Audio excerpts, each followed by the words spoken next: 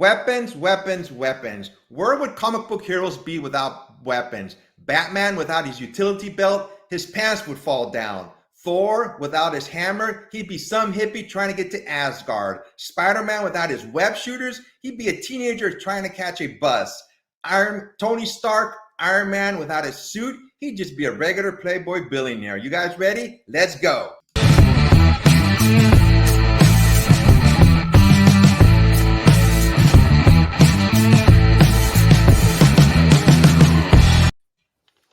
Hey everyone, it's F from Passport One Comics, and here are my cohorts, my two hermanos from the UK. First one up is Triple G. Peter, how's it going? Marvelous, mate. Marvelous. Looking forward to this. Lots to talk about, I think. Yep. My next one up is Attention-Seeking Geek. Ben, what's up? I'm here and I'm ready to go. Weapon in hand. Easy now. Easy now. Let's get going, man. We're going to be picking each of our top 5 weapons. There was a lot of choices, obviously, to pick from. I picked a couple, then I went, oh my God, I forgot about this one. And maybe we should have had another host on here to pick, another 5. So there's so many weapons we can choose from. Yeah, I agree. I think when you first mentioned doing weapons, I have to be honest, at first I thought, well, we're all going to pick the same things. Yeah. But like you say, there's just so many, isn't there? There's a multitude of different things we could have gone with. So yeah, looking forward to this. Yep. Well, you guys ready? All right. As I'll ever be. So we're picking each our top 5 weapons, and I'm going to go first. So my first one on the left-hand side is the Ultimate Nullifier from Fantastic Four, I believe 49 and 50, when they were trying to beat Galactus and they were running out of options. The Watcher basically told them, hey, I have this one weapon where, you can destroy Galactus with. And I'm just wondering why they don't use this weapon for all their enemies, moving forward. But this is my first choice. And that's a cool weapon, Ephraim, but I'm sure I've seen that in a few different comics outside of the Fantastic Four. Doesn't it create a little ball of kind of white nothingness and it kills whoever fires it as well? I think so, yeah. Yeah, I think that's my understanding, that this ball kind of grows and kills whoever activates the gun as well as the person they're shooting. Well, why didn't, rather than shooting Galactus with it, why didn't they just get him to shoot it?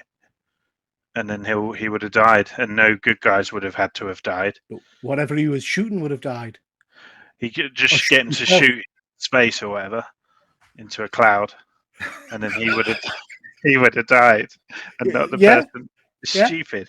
Fantastic Four is stupid. I hate Fantastic Four. Reed Richards is well known as the stupidest man in the Marvel universe. He is. He's an idiot. He's a buffoon. So, my second choice is Spider-Man's web shooters. I mean, without his web shooters, he wouldn't be able to go anywhere, basically. And he uses them for everything. It's his mode of transportation, but is also used against enemies, to web them up and hold them in place until, authorities come and pick them up, or just he's made a parachute out of his web shooters in the past. And he has this one scene, which I've included here, where he webbed up Iron Man. And I put Iron Man. Great panel, that. Yeah. So, I mean, this was when Peter Parker, Spider-Man said he was Peter Parker, and then Iron Man, was at his side, but then they became enemies for a short while. And Spider-Man just webbed them up and, held them in place for a little while. So. Cool. Very, very cool. I think at one point he uses the web on his own face for like a gas mask in like the early books. So that, I mean, there's so many ways that they've kind of utilized that.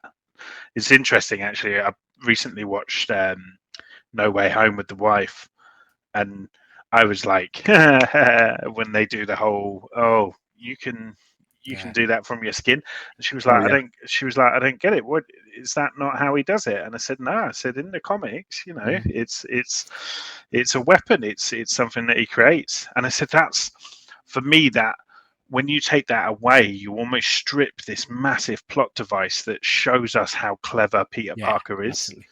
So I'm web shooters all day long. I love the web shooters, and I think one of the panels that springs to mind is when Ben Reilly came into the Spider-Man kind of mythos. And I think it's the Scarlet Spider issue where he's fighting Venom.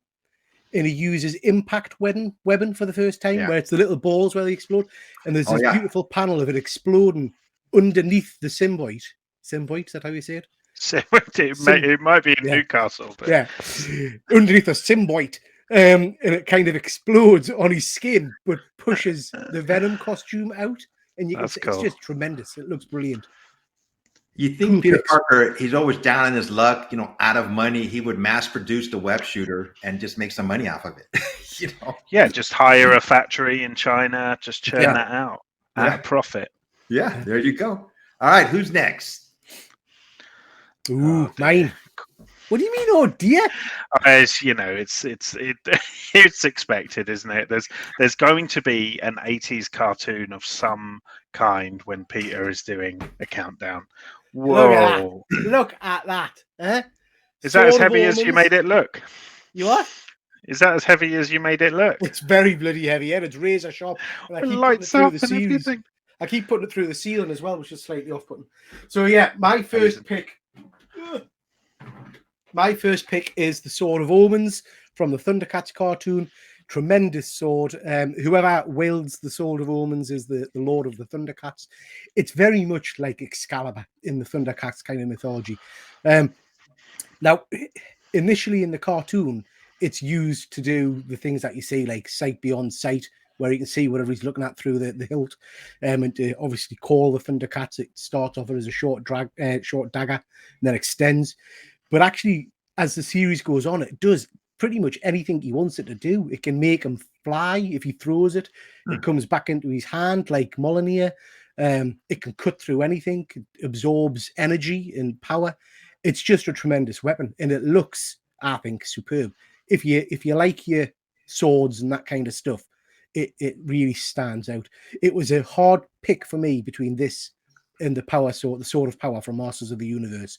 But I think aesthetically, this one always gets my vote. I just think it's tremendous. Yeah, I like the way they incorporate the logo into it and things. Like, I think I prefer this one as well. Yeah. My next pick, and again, we're talking about weapons, but so I've gone for Black Bolt in terms of his voice.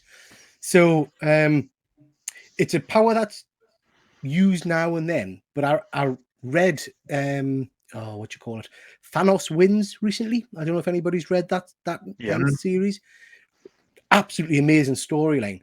But there's this bit where all the I think it's the Celestials are approaching Thanos to fight him, and basically he's got Black Bolt on a chain stood next to him, and he stabs Black Bolt and makes him scream in pain, and it obliterates all of the Celestials. It's just an amazing scene. I think this is an X-Men panel. Ben, you'll have to correct us. I think that's one of the Summerses. Is it Vulcan? You don't know what I'm talking about, do you? I don't know. You're meant to be the bloody X-Men. I was going to just commit and just go, yeah. But I don't. There'll be someone who calls me out if I do that. So I'm gonna go. No, I don't know. I think that is Vulcan from the X-Men, who went into space and became the Shi'ar leader or something like that. And I think Black Bolt did away with him at the end. There's also a tremendous scene in World War Hulk where he's using his power on the Hulk. I just think in terms of weapons, it's an amazing power to have. Absolutely criminally and appallingly used in that horrific Inhumans TV show. It was just a disaster. Don't even go there. Yeah. I seen this one clip. I forgot what series it was, but he just whispers. Yeah. Something like no, like here, and just like just the power that came out, just whispered. I went, dang, man. Yeah. Crazy. Some cool scenes with him, but it's a one that you can't overuse or it loses its impact, I think. So I like them to use it sparingly.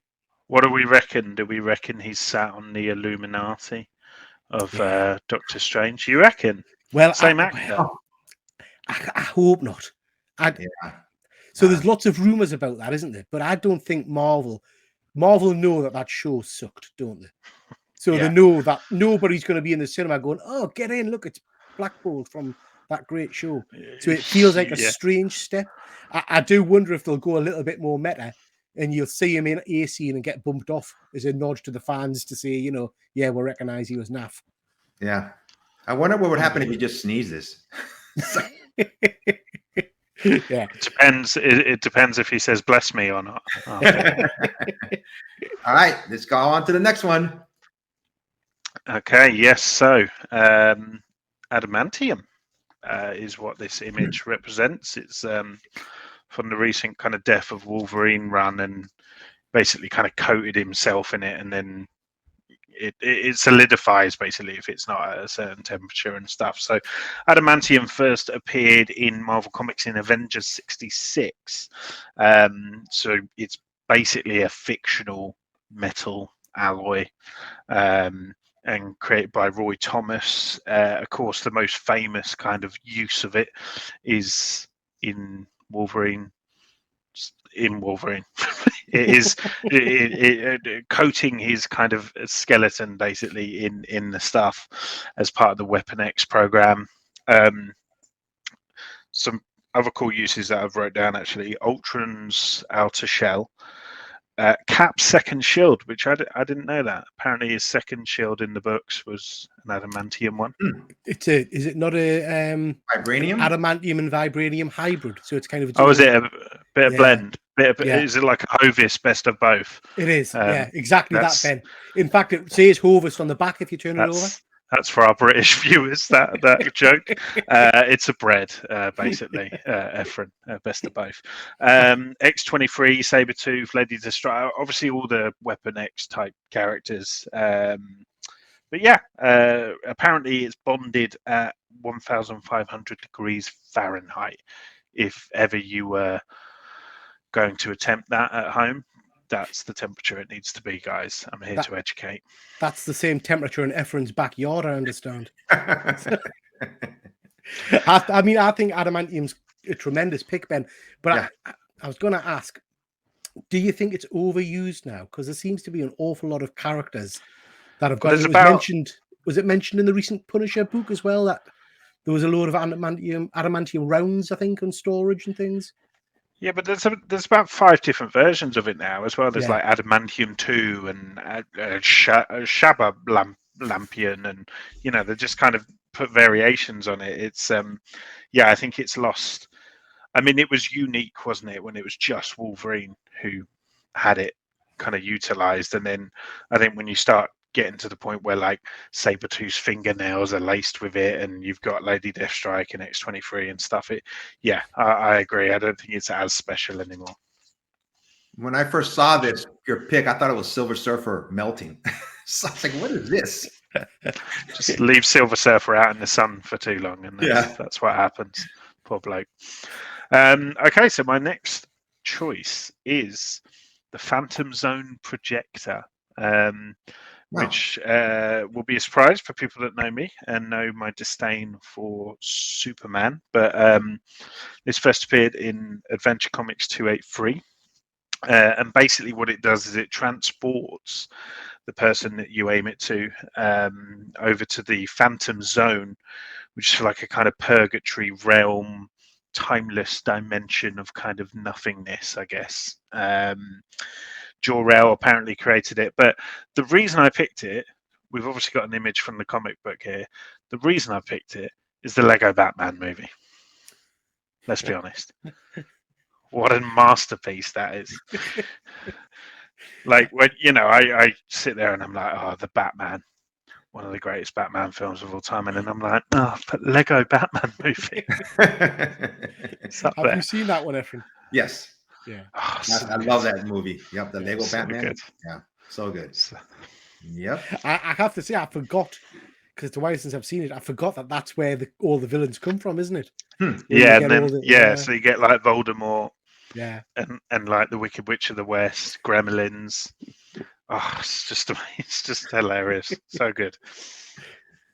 Yeah, when we send each other the weapons, I was like, "What is that?" I had no idea what that was. Like, I'll be really honest with you. I never knew what it looked like in the comics. Yeah. So it was an eye-opening experience for me researching it as well. Yeah, great choice. I think I'm next. Yep. So my first one is lightsabers, and I'm going to pass this on to Ben since he's our Star Wars expert. Go ahead. Well, put me on the spot. I've not had any preparation here.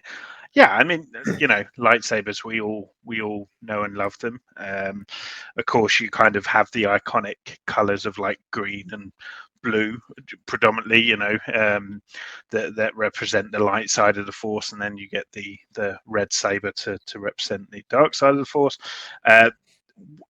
In terms of kind of engineering, there's kind of a bit of a sacred ceremony that you have to go to creating a lightsaber using a kyber crystal. And there's this whole kind of process in getting your kyber crystal and stuff like that, which I'm not going to go into because I haven't prepared. But I've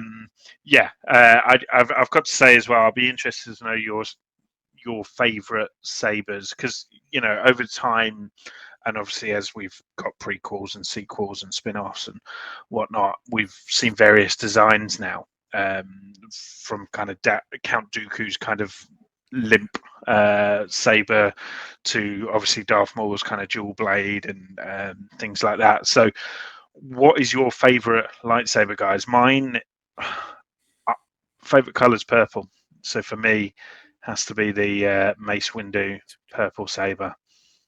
And he picked that himself, didn't he? He pushed for that so he would stand out from did the yeah. Yeah, because it's Samuel Jackson, and he I've can got do the that. Star Wars knowledge, Ben. Finally. I like Kylo Ren, his red one. I love the sound of it. Yeah, when he was fighting against Rey in the snow, and when it went into the snow, I was like, I just like the contrast between the red and the white of the snow. So that's my favorite color. Yeah. For me, it's Darth Maul's, and that's purely a nostalgia thing, because obviously I grew up with the original 3 films where you saw the standard lightsaber, and then that kind of scene where he ignites the second half of his in Phantom Menace was just amazing. I loved that. It was brilliant. Duel of Fates kicks in, and I need to change my pants immediately. Well done, Ben. I'm sorry I put you on the spot last minute to talk about lightsabers, but I should have told you beforehand. Honored to be asked. Honored. Yeah. So my second pick is Hawkeye's arrows, and I've always been a big fan of Hawkeye, and just he's a everyday man who decided to become a superhero, and his weapons are, his only superpowers, so to speak, are his arrows. He's got like a sonic arrow, explosive arrow, a smoke bomb arrow. In the Hawkeye TV show on Disney Plus, I even had a USB arrow. That was pretty cool. And he used Hank Pym's particles too to fight the bad guys. So that's why I picked these weapons. Awesome. Great pick. Here's a use of classic arrows here. Yeah, the iconic. I'm a massive fan of Hawkeye, and I is this from the original Hawkeye 5-issue run? I think. I'm not sure so. if that's where it's taken from, but it kind of basically gives us a rundown on all the different arrows, and I think the series did such a good job, like at representing the character and kind of giving us more, of just a guy and his arrows than, which is kind of all we've had in the films, really. Yeah. Very cool. Tremendous. Who's next? It's me. You knew I would have to put Molyneux on, didn't you? Go on, get it out. Get it out. Show the people what they want. You've asked me that so many times, Ben, but yeah. Whack there we are. Molyneux out. That's my Molyneux, signed by Chris Helmsworth and Stan Lee. Nice. Yeah. Wow. Obviously Thor's weapon, created by Odin, embedded with the power, the Odin force, brings with it all kinds of different energy manipulation, strength, comes back to him whenever he needs it. But the big thing obviously is that, the whole, you can only wield it if you're worthy. I absolutely love the first Thor film. I like the kind of the regal majesty of it and all the rest of it. And that scene with Anthony Hopkins, who is a phenomenal actor, where he's bollocking Thor basically in pulling bits of his uniform off. And you are a vain and greedy boy.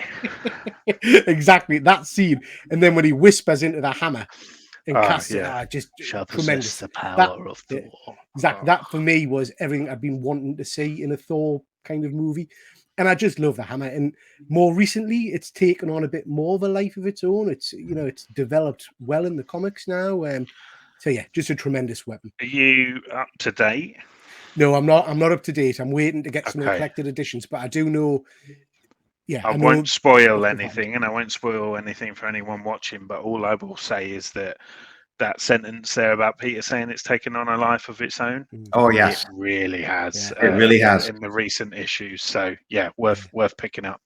I like when Jane Foster became Thor, and Mjolnir had more, I don't know, more powers, or I think for each individual person, it almost seems like it brings out more powers. Yeah, That's the way I looked at it as, So and I mean, again, when I was picking these choices, it was a toss up for me between this and putting Thunderstrike on there. So I don't think Thunderstrike gets enough love. I love that mace, Yep. So yeah, and then the next one, speaks for itself. The Infinity Gauntlet. That's the movie version. I'm a bigger fan, I would say, of the comic book version. I love the whole lead up to it, where Thanos is collecting the stones. I absolutely adore, the Infinity Gauntlet miniseries, and that one issue in particular where Thanos takes on all of the Avengers and everybody, and just obliterates them. It's just a phenomenal weapon. Again, a bit like I was kind of saying with Adamantium earlier on. I do think it's a bit overused now. There seems to be an Infinity Gem for every occasion, and they destroy them at every occasion, and they seem to come back. So it kind of really should be held for big, mega, once a decade events, I think. But yeah, love it. Yep, great choices. So I had to put in this extra scene here. This is from Hulk when that's an appalling image. This is the one time I go, wow, I remember this scene. I had to put it in there, Peter. Sorry. When Red Hulk, General, who's it? General Ross, took Thor into outer space, and he lifted up his hammer. So was he worthy, or was he not? Absolutely not. There was I hated that story, Efren. I'm insulted that you've invited us on and shown that image. No, Thor gets his own back a few issues later, I have to say, by kicking his head in. He does. Yeah, that entire scene doesn't make any sense. There was something about it being in zero gravity or something, which made it able to lift it. Yeah. There's a tremendous, if you want to see a proper, well thought out battle, I can't remember the issue number, but it's the first cameo appearance and then full appearance of the New Warriors, where Thor's fighting the Juggernaut. Mm-hmm. And that is an amazing battle. And there's a scene where he throws Mjolnir at Juggernaut, and it kind of hits Juggernaut's shield, as it were, and turns back around to go towards Thor. And Juggernaut gets a hold of the strap and gets pulled with it, and basically just flattens Thor. That's a proper fight, not like that rubbish. Okay, I'll edit this scene afterwards. Yeah, get rid of that one. All right, who's next? Oof, a little bit of Illyana. Yes, yeah, the Soul Sword. So I've got to say, and I'm appalled because I checked before we came on today, and I don't own. I think I used to, but I sold my old Uncanny X-Men run. But this cover by Chris Bacallo is just sensational. So I need to pick it up right now while we're doing that. No, so first appeared in X-Men 171. Basically, the sword is forged in limbo, which to the uninitiated is kind of like a demon realm. It's like hell, basically. It's kind of ran by this guy called Belasco, who's like this almighty kind of demon dude. But it was forged using the life force of Illyana Rasputin, who, of course, is Colossus's little sister, aka Magic. And when she kind of sports it and stuff, it forms like a kind of metal kind of protection thing on her arm, and it just looks sweet. And this kind of redesign that, it's kind of over the years, it's become a different beast, and I just think it just looks cooler and cooler and cooler. But it's got various kind of, obviously it's a sword, so it can, pokey, but it disrupts like magic and stuff. So like if Doctor Strange were to throw something at, she could disrupt all that. I think there were some changes to it when they had the whole Phoenix 5 thing, and magic was someone who obviously shared the ability of the Phoenix. So now it's like super powerful because it's got like Phoenix Force abilities inside of it as well. Yeah, it's just badass. She's badass. I think it's sold predominantly on the character. Like if it wasn't someone as cool holding it, it maybe wouldn't have been so iconic over the years. But I think because Ileana is such an interesting character, I just love it.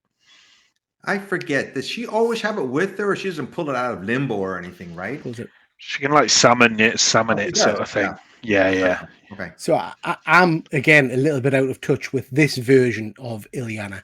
I have read some of the most recent X-Men, but certainly that interpretation of the sword isn't what I think of.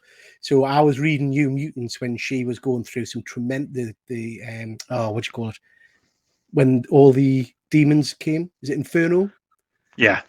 So when all Inferno was happening, and Rachel Summers and all of that stuff. When she had the proper demon child, or dark child, I think she was called, when she turned red in tail and tongue and fell in love with her then. And I'm sure she used to pull the sword out of her own body. I think the sword kind of was ripped out of her. It's like that, isn't it? Yeah, like from I love that character. And I also just have to add, if you haven't watched it, the New Mutants movie isn't as bad as people say it is. And actually, she's brilliant in it. Underrated. Yeah. I'm telling you.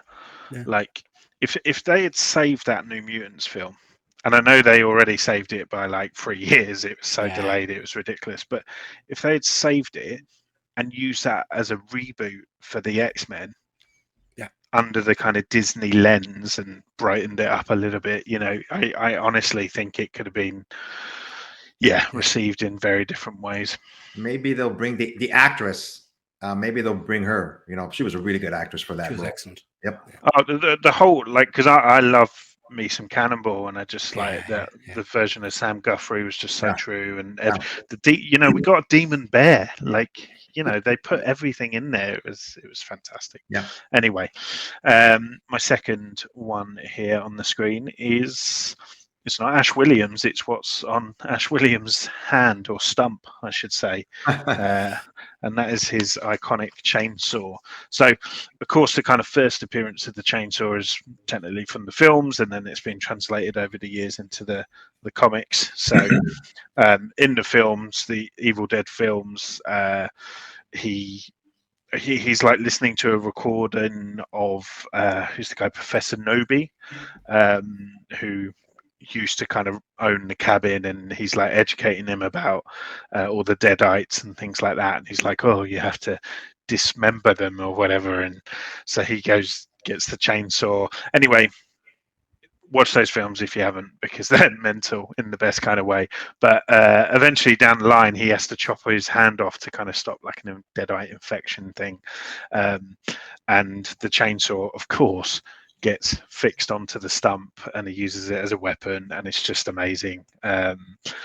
So in comics, it actually first appeared, I think, in the Ash versus Jason versus Freddy. Am I missing anyone?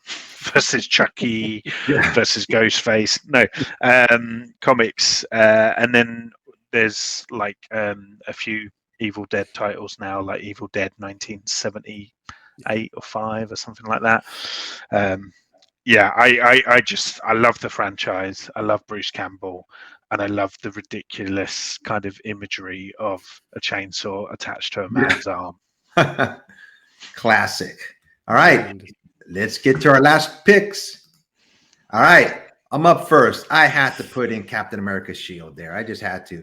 It's a combination of vibranium, steel, alloy, and an unknown third catalyst that has never been duplicated called proto-adamantium. It's virtually indestructible, and Cap uses it as an offensive weapon throughout. Oh, he's got it right there. So he's got Captain America just uses that weapon for, it goes hand in hand with Captain America and his shield. Yeah, tremendous. Iconic. Yep. Love it. My pick, I don't know if you guys recognize those. They're the quantum bands, not to be confused with the nega bands, which were kind of followed on from these. So these are normally used or wielded by the protector of the universe. More recently, obviously, Quasar. Is it Quasar or Quasar? How do you pronounce Quasar. it? I think it's Quasar, Quasar. I yeah. say Quasar. Quasar. Again, a comic I grew up reading with Wendell Vaughn. I just absolutely loved that particular series. Ben, I know you're a big Absorbing Man fan. There's a tremendous issue where he absorbs the power of the bands, which is superb. Yeah. They do everything. They reminded me when I was younger very much of Green Lantern's ring. They create energy constructs, fly, force shields, all that kind of stuff. You can create warp holes with them. The bond to the wearer, so it can only be removed in death. They're just tremendous. Now, when I was doing some research for this, there's a little bit of a knowledge bomb for you that I wasn't aware of. At one point, these were shrunk down and given to people as a wedding gift, as 2 wedding rings. And that was to Mentor and Sue Sun from the Eternals. So the Eternals can't, what's the word I'll use? Have babies, have children naturally. But these wedding rings interacted with them and allowed them to have a baby. And that baby was obviously Thanos. What? So, yeah, so these quantum bands actually created Thanos in the Marvel Universe, which I didn't know, and I found quite interesting, which is why now the quantum bands have forever been linked with destroying Thanos to try and make up for the error. Yeah. There you go, a bit of knowledge for you. Boom. Drop the mic. So Janine there is sporting the compact proton pack, which is from the Ghostbusters. I think it's the 2nd volume of the IDW comics, and they did have these arm-mounted packs, and it's kind of like they polished that up basically. But Ron Alexander, who's like one of the new Ghostbusters in the comics, he kind of put them together. I think it's they're first worn by Melanie Ortiz, or Agent Melanie, who again is another of the newer version of the Ghostbusters in those books. But yeah, just I kind of love like seeing the evolution of the kind of rusty old kind of Ghostbuster gear. I like to kind of see how it's changed over the years and stuff, and I think these look pretty awesome. I'd like to see them on screen. Nice. It's interesting. I've not seen that image before, Ben, and I've not seen that style of proton pack. But and please don't shoot us, internet. But that Ghostbusters film from a few years back, I can't remember who directed it. That's one of the things I really enjoyed. I thought that was a good movie. There we are. I really enjoyed all the different variations of kind of weapons they had, and it wasn't just your normal proton pack. So I guess that kind of leads into that a bit. Yeah, I mean, they tried to do something new, and they like I didn't love it, but I didn't hate it. Yeah. And I think it did okay. And yeah, I think one of the strengths was the kind of slight redesign on things, and like even the jumpsuits were the same, but with that orange strip, so that you can identify it with that new version. Anyway, I think the world's maybe come on a little bit since then, hopefully. So there you go, everybody. This was our top 5 weapons, but we're not done. We have a bonus segment. I told the guys I was going to ask them a question. I told you I was going to ask you a question.